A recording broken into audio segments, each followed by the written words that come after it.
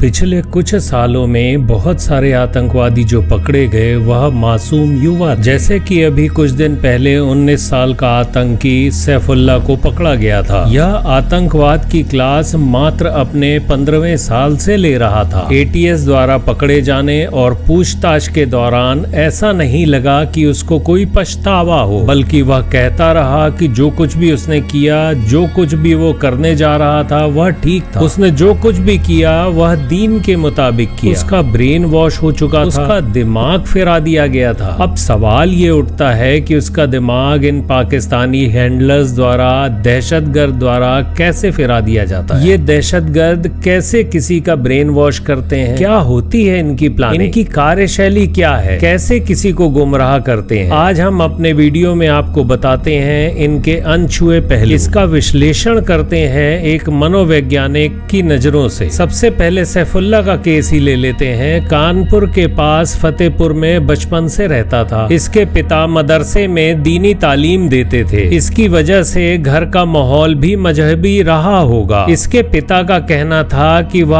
आलिम का कोर्स कर रहा था, वह हाफिज का कोर्स पूरा कर चुका था। इसका मतलब वो टोटली मजहबी पढ़ाई कर रहा था। दुनिया कितनी तरक्की कर रही है, साइंस, विज्ञान, जनरल नॉलेज से उसका कोई वास्ता नहीं था। ऐसे ही लोग आतंकवादियों के हाथ में फंसते हैं, जिनको दीन दुनिया के बारे में कोई समझ नहीं होती। कायदे से ये अनपढ़ ही होते हैं और मजहब के सिवा इनको कुछ नहीं सूझता। इनके दिमाग को फिराना, ब्रेन वॉश करना बहुत आसान होता है। यही हुआ भी आतंकी हबीबुल्लाह इस्लाम उर्फ सैफुल्लाह के साथ। उसको कट्टरता का पाठ ऐसा पढ़ाया गया कि वह गजवाए हिंद मिशन पर चल पड़ा। जब एटीएस ने उससे पूछा कि वर्तमान समय के हिसाब से तुमको क्या लगता है, ऐसा होगा, तब उसने कहा कि हाँ ऐसा ही होगा, ये हदीस में लिखा है। जब उससे पूछा गया तुम्हें अपने इस गलत काम का पछतावा है, तब उसने कहा कि नहीं, जो वह यह कर रहा था वह दीन के हिसाब से कर रहा था। यहाँ इस बात को समझिए कि उसके दिमाग में कितनी कट्टरता भरी गई थी। अपने इस वीडियो में आज हम बात करते हैं कि नाबालिग युवाओं को कैसे आतंकवाद की तरफ धकेला जाता है,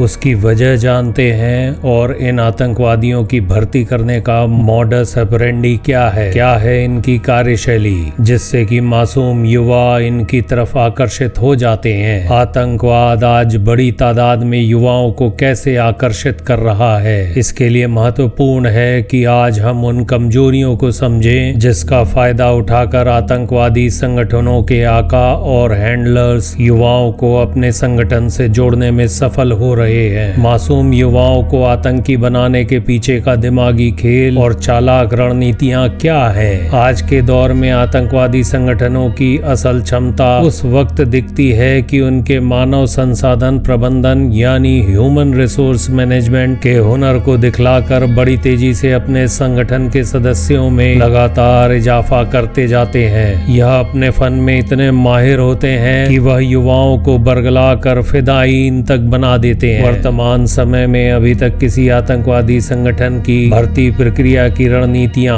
यानी उनकी स्ट्रेटजी से जुड़ी बेसिक बातें, इसके मनोवैज्ञानिक पहलुओं को समझने की दिशा में बहुत कम ही काम हुआ है। आज आतंकवाद से निपटने की नीतियां बनाने वालों को यह समझने की जरूरत है कि आखिर आतंकवाद आज बड़ी तादाद में युवाओं को कैसे आकर्षित कर रहा है। उसके लिए जरूरी है कि पहले युवाओं की उन कमजोरियों को समझा जाए जिसका फायदा उठाकर आतंकवादी संगठनों के आका और हैंडलर युवाओं को अपने जाल में फंसाकर संगठन से जोड़ने में कामयाब हो जाते हैं। हम आतंकवादी संगठनों में भर्ती करने वालों के विशेष मनोवैज्ञानिक औजारों यानी टूल पर विस्तार से चर्चा करेंगे, लेकिन उससे पहले यह समझना आसान होगा कि जिस रास्ते को रिक्रूटर आतंकवादी संगठनों का रुख करने वाले अपनाते हैं वह क्या है। इस मामले में कट्टरपंथ का सीढ़ी वाला एक मॉडल जो कि फैथाली एम मोगदम एक ईरानियन साइकोलॉजिस्ट थे, उन्होंने पेश किया था, वह काफी उपयोगी साबित हो रहा है। इस मॉडल से हम यह समझ सकते हैं कि किस तरह कट्टरपंथ का रुख करने वाले जैसे जैसे ऊपर चढ़ते हैं वैसे वैसे सीढ़ियां सक्रिय होती जाती हैं और आखिरी सीढ़ी में वह किसी आतंकवादी घटना को अंजाम देते हैं। आतंकवादी बनने की शुरुआत सीढ़ी का पहला पायदान होता है। जो कोई भी यह सोचता है कि उसके साथ साथ अन्याय हुआ है, समाज के सताए गए हैं, उनकी कोई सुनता ना हो, उनके जज्बातों की कोई कदर ना करता हो, दुनिया उनसे नफरत करती है। शुरुआती दौर में बहुत से लोग असंतुष्ट होते हैं, लेकिन उनमें से कुछ गिने चुने लोग ही आतंकवाद की सीढ़ी की तरफ कदम बढ़ाते हैं, जहां से वह अपनी नाखुशी का इजहार करने के लिए किसी ऐसे वाजिब तरीकों को तलाशते हैं जिससे कि ऐसा लगे कि वह सही है। वह अपनी हरकतों को जायज ठहराने के लिए तर्क खोजते हैं और इन्हीं तर्कों को कट्टरपंथी हैंडलर्स या रिक्रूटर सही ठहरा देते हैं, चाहे वह तर्क सही हो या गलत हो।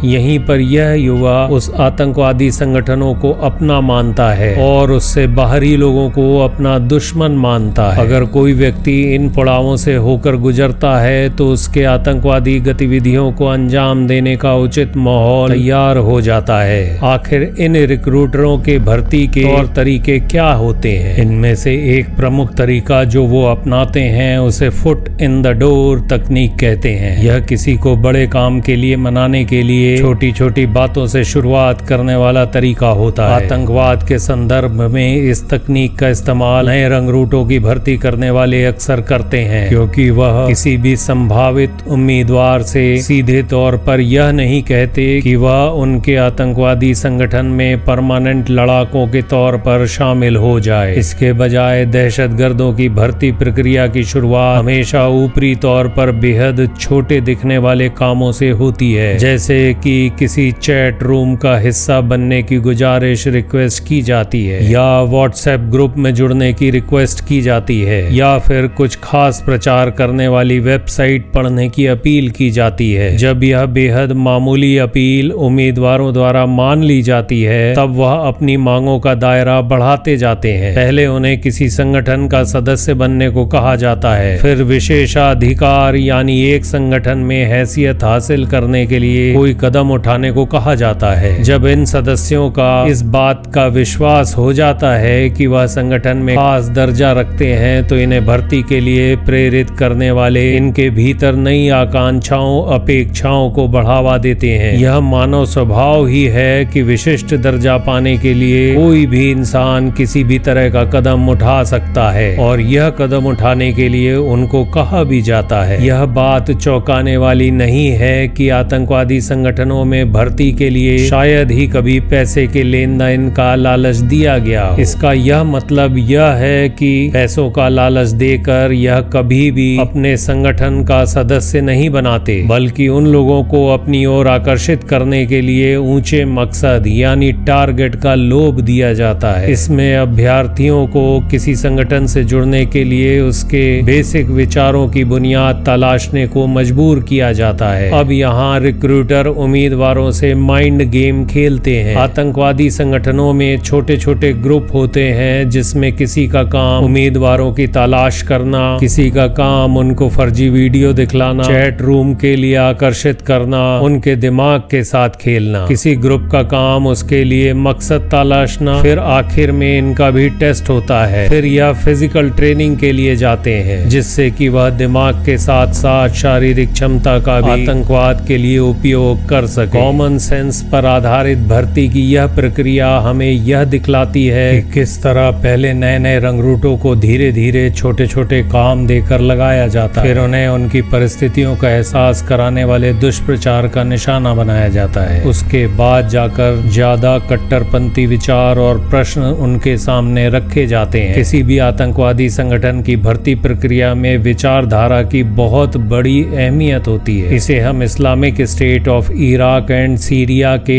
भर्ती कार्यकर्ता जैसे मॉर्गन के उदाहरण से समझा जा सकता है। मॉर्गन ने बताया था कि ISIS की भर्ती प्रक्रिया 3 चरणों से होकर गुजरती है। पहले दौर में foot in the door technique से लोगों को आकर्षित किया जाता है, फिर कुछ वैचारिक धारणाओं को रीपैकेजिंग करके नए रंगरूटों को ऐसे काम करने के लिए कहा जाता है जिन पर सवाल उठ सकते हैं कि किस तरह से संगठन में भर्ती की यह तीनों कुरान की व्याख्या के ऊपर आधारित होते हैं। हदीस पर आधारित संदर्भों की मदद से चलने वाली भर्ती प्रक्रिया के पहले चरण को तौहीद अल हकीमिया कहा जाता है, जिसका मतलब होता है कि अल्लाह ही असली इकलौता कानून निर्माता है। आतंकवाद के नए रंगरूटों को यह समझाया जाता है कि पश्चिमी देश जिस लोकतांत्रिक तांत्रिक व्यवस्था को बढ़ावा देते हैं वह कुरान द्वारा प्रतिपादित की जाने वाली कानून बनाने की व्याख्या के विरुद्ध है। जब कोई इंसान आतंकवादी संगठन का हिस्सा बना लिया जाता है तो उसके दिमाग में कट्टरपंथी विचारधाराओं को कूट कूट कर भर दिया जाता है ताकि यह पूरी तरह से संगठन और विचारधारा के प्रति समर्पित रहे। इसके लिए दंड देने और सबक को बार बार याद दिलाना बेहद महत्वपूर्ण होता है। आतंकवादी संगठनों की भर्ती की प्रक्रिया के अन्य दो दौर हैं, कुफ्र बी तागूत और अल वाला वल बारा। कुफ्र बी तागूत का मतलब केवल अल्लाह में ही भरोसा, जिसमें अन्य तरह की बुत परस्ती यानी मूर्ति पूजा को पूरी तरीके से खारिज किया जाता है। जबकि अल वाला वल बारा का मतलब होता है जिहादी आंदोलन का विरोध करने वाली हर चीज को खत्म करना। आतंकवादी संगठन में भर्ती के इन 3 चरणों के बारे में जेपी मॉर्गन ने विस्तार से समझाया। इनके माध्यम से किसी भी व्यक्ति की धार्मिक पहचान को लेकर उसके दिल में शक पैदा करने की अपार शक्ति का प्रयोग किया जाता है। कई रंगरूट जिनमें यह धार्मिक आस्था अटल होती है वह इनके प्रभाव में आकर अपने आकाओं के प्रति समर्पित हो जाते हैं और इतने समर्पित हो जाते हैं कि वह अपनी जिंदगी भी उन आकाओं के लिए न्यौछावर कर देते हैं, यानी यह फिदायीन भी बन जाते हैं। भर्ती करने वाले नए लोगों के दिमाग में यह शक पैदा करते हैं कि वह अपनी इस्लामिक विश्व में नहीं रह रहे, कुरान द्वारा दिखाए गए आदर्शों का पालन नहीं कर रहे हैं, किसी आतंकी संगठनों के आदर्शों का अनुपालन नहीं कर रहे हैं। धीरे धीरे यह वहम और गहरा किया जाता है। इस बीच संभावित दहशतगर्दों के सामने नई नई मांगों को पूरा करने के लिए कहा जाता है, जिन्हें वह पूरा करके अपनी वफादारी साबित कर सकते हैं और वह अपनी पहचान से जुड़े रह सकते हैं। जब कोई इंसान आतंकवादी संगठन का हिस्सा बना लिया जाता है तो उसके दिमाग में कट्टरपंथी विचारधारा को कूट कूट कर भर दिया जाता है ताकि वह पूरी तरह से संगठन और विचारधारा के प्रति समर्पित रहे। इसके लिए दंड देने और सबक को बार बार याद दिलाया जाता है। नियमित रूप से नकारात्मक बातें लोगों के जहन में भरी जाती हैं, जैसे कि पूरे विश्व में मुस्लिमों के ऊपर बहुत अत्याचार हो रहा है, मुस्लिम लोग मारे जा रहे हैं, बच्चे मारे जा रहे हैं, मुस्लिम लड़कियों का बलात्कार हो रहा है, पूरे विश्व में मुस्लिमों के प्रति नफरत की वजह से अत्याचार बढ़ता जा रहा है। यह सब बातें संभावित दहशतगर्द लोगों के जहन में भरी जाती हैं। लगातार कड़ी निंदा करते रहने का नतीजा यह होता है कि लोगों का आत्मविश्वास हिल जाता है, फिर वो अपने संगठन और हैंडलर्स के ऋणी महसूस करते हैं, यानी हैंडलर के उपकार और एहसान को मानने लगते हैं और उनके प्रति समर्पित हो जाते हैं। अमेरिका पर 9/11 हमले के आतंकवादी हमलों के लिए खुद को दोषी मानने वाले जकरियस मुसावी ने अपने इकबालिया बयान में कहा था कि वह अपनी ही नजरों में पूरी तरह से गिर गया था। वह अपने आप को नाकारा कहता था, लेकिन उसे उसके हैंडलर कहते थे कि उसके जैसे कई लोग नाकामी से उबर कर सफल हो चुके हैं और उन्होंने बहुत महान काम किए हैं। उसके हैंडलर्स कहते थे कि अगर वह इसी स्थिति में रहेगा तो उसका अंत बहुत बुरा होगा, इसलिए वह कोई एक ऐसी चीज कर सकता है जो किसी के काम आ सकती है, वह है खुद की जान दे देना। जैसे कि मुसावी ने बताया कि उसके दिल में ऋणी होने का भाव कूट कूट कर भर दिया गया था और उससे उबरने का एक ही तरीका उसे बार बार बताया जाता था कि वह अपनी शहादत देकर ही अपनी आत्मा को इस कर्ज से उबार सकता था। यह आतंकवाद का महिमा मंडन करने का तरीका है जिससे कि आतंकवादी संगठन किसी के दिल दिमाग में शहादत का ऐसा भाव पैदा कर देते हैं जिससे कि वह प्रभावित होकर वह अकल्पनीय काम करने को राजी हो जाता है। आज के दौर में आतंकवादियों की भर्ती प्रक्रिया आमतौर पर ऑनलाइन होती है, जहां कोई संभावित आतंकवादी अपने हैंडलर से सीधे तौर पर नहीं मिलता, लेकिन बात करता रहता है और इंटरनेट के माध्यम से संभावित रंगरूटों के पास अपनी पहचान छुपाए रखने का मौका भी होता है, जिससे कि वहां उनकी जवाबदेही कम हो जाती है और अपनी पहचान सार्वजनिक न होने की वजह से किसी आतंकवादी संगठन की विशेषता और बढ़ जाती है। इसके बाद अज्ञात लोग उस समूह के नियमों का पालन और श्रद्धा से करने लगते हैं। यह ज्ञात होने की सोच किसी भी काम की जवाबदेही के भाव को भी कम कर देती है, क्योंकि किसी आतंकवादी को अपने कर्म का फल मिलने और सामाजिक बहिष्कार होने का डर कम हो जाता है। तो इंटरनेट एक ऐसी जगह है जो आतंकवाद आतंकवादियों की भर्ती करने वालों को नए नए अवसर प्रदान करता है। आतंकवादियों की भर्ती करने वालों के मनोवैज्ञानिक ने स्कोर को बेहतर ढंग से जानकर उन लोगों की तकलीफ समझ सकते हैं जिसका दिमाग फिरा दिया जाता है, और फिर इन अनुभव के आधार पर इन कमजोर युवाओं के किसी आतंकवादी संगठन के जाल में फंसने के संकेत समझे जा सकते हैं। इसका फायदा यह होता है कि इनकी मदद से आतंकवादी विचारधारा से प्रभावित युवाओं को किसी अन्य समूह से जुड़ने के लिए प्रेरित कर सकते हैं कि जो कि खतरनाक ना हो।